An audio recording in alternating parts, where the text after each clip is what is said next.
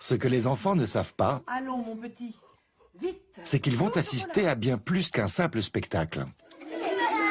En fait, ils participent à une expérience de psychologie sociale. Le point de départ de la pièce est très simple. Richard va à l'école des petits malins. En chemin, il croise Ahmed et Thomas. Oh salut Richard. Bonjour Ahmed. Bonjour Richard.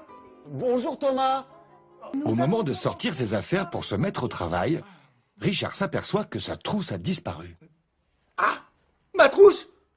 J'ai plus ma trousse. Ne dis donc pas de bêtises, s'il te plaît, et cherche. C'est l'occasion de poser aux enfants la question clé de notre expérience. Richard?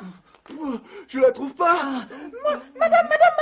Oui, Léa. Tout à l'heure, avant d'entrer en classe, dans la cour, j'ai vu Thomas et Ahmed jouer avec le cartable de Richard. Thomas? Ahmed?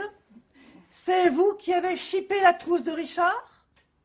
Venez voir un peu par là. Qui a fait la sottise? Attention les enfants, écoutez-moi bien. Concentrez-vous et réfléchissez. Qui a volé la trousse de Richard? Que ceux qui pensent que c'est Thomas lèvent le doigt.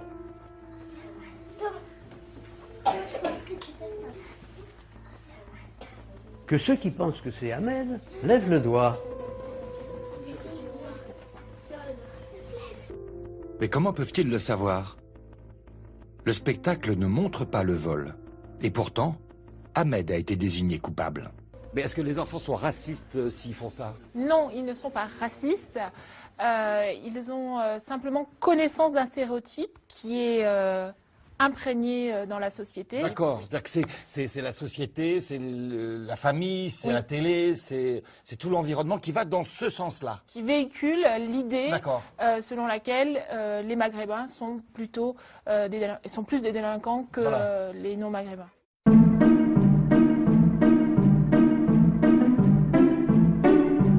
La campagne électorale a été suspendue. Est-ce que vous trouvez que dans le ton de ces dernières semaines, il y aurait eu des dérapages, ce que certains ont appelé une libération de la parole raciste? Il y a quand même un climat dans notre pays, favorisé par la crise, favorisé par une certaine libération de la parole raciste et antisémite. Je tiens à faire remarquer que dans les réactions que j'ai vues, il y en a une qui me révulse particulièrement, c'est celle de Marine Le Pen. Je dois dire, parce que je ne peux pas m'empêcher de dire qu'on est quand même face à un parti qui joue de la haine entre les différentes parties de la France.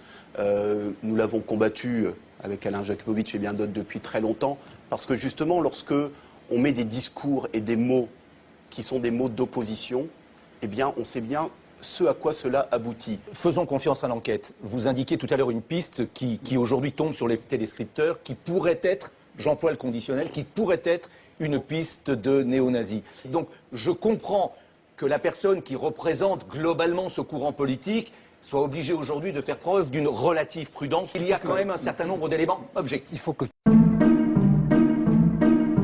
a un nom maintenant, il s'appelle Mohamed Merah, il a 24 ans, il se réclame d'Al-Qaïda.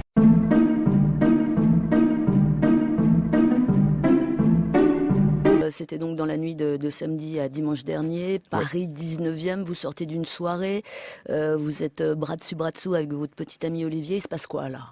On était attaqué par un groupe, 3-4 hommes, qui ont dit des homos, tiens des homos. Ce qu'on a vu depuis l'été 2012, des propos, des gens qui s'opposent au mariage pour tous, absolument démesurés. Des hommes et des femmes responsables dans l'Église catholique romaine, dans l'UMP, dans les partis à droite surtout, doivent se rendre compte que de dire tout le temps que les homos sont dangereux pour les enfants, les placer dans des sous-catégories, c'est plus un avis politique simple. C'est une forme de discrimination. C'est-à-dire que vous faites un lien direct entre l'agression dont vous avez été victime, vous et votre ami, et la nature des débats qui ont lieu sur fond de mariage pour tous. Pour vous, le lien est évident?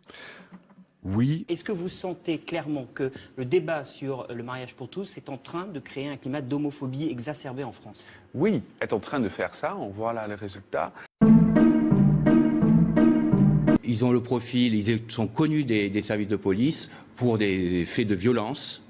Ils sont aussi visiblement d'une cité de Paris. Les voilà, lui et son compagnon aujourd'hui face à leurs agresseurs. 4 jeunes hommes, originaires d'une cité du 19e arrondissement. Ils comparaissent pour violence volontaire en réunion, avec des circonstances aggravantes. C'est la société, c'est la famille, c'est la télé.